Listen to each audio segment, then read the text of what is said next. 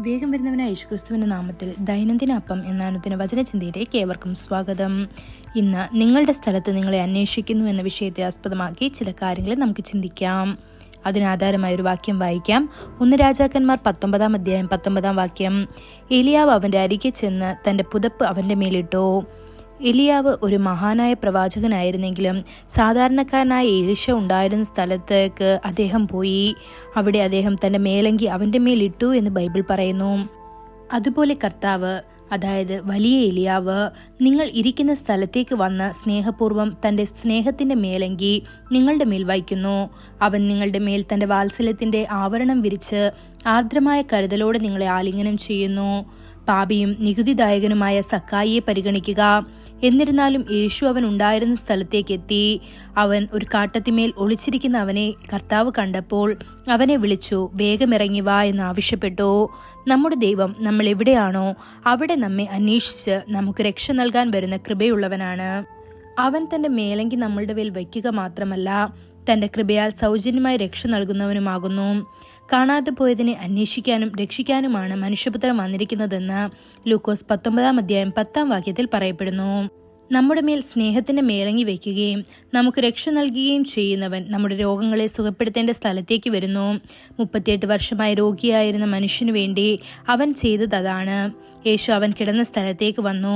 അവന്റെ ബലഹീനത നീക്കി അവനെ സുഖപ്പെടുത്തി. ഇന്ന് നിങ്ങൾക്ക് എന്തെങ്കിലും രോഗമുണ്ടോ? ആരും നിങ്ങളെ സന്ദർശിക്കാനോ പരിചരിക്കാനോ വരാത്തതിനാൽ നിങ്ങൾ ക്ഷീണിതനാണോ? കർത്താവ് തീർച്ചയായും നിങ്ങൾ ഇരിക്കുന്ന സ്ഥലത്തേക്ക് വരും, നിങ്ങളെ അന്വേഷിക്കും, നിങ്ങളെ സുഖപ്പെടുത്തും. നിങ്ങളുടെ അപ്പവും വെള്ളവും നിങ്ങൾ ഇരിക്കുന്നിടത്ത് തന്നെ അനുഗ്രഹിക്കാനും അവൻ വരും. സാരെഫാത്തിലെ വിധവയുടെ വീട്ടിൽ പോയപ്പോൾ എലിയാവ് ചെയ്തത് ഇതാണ്.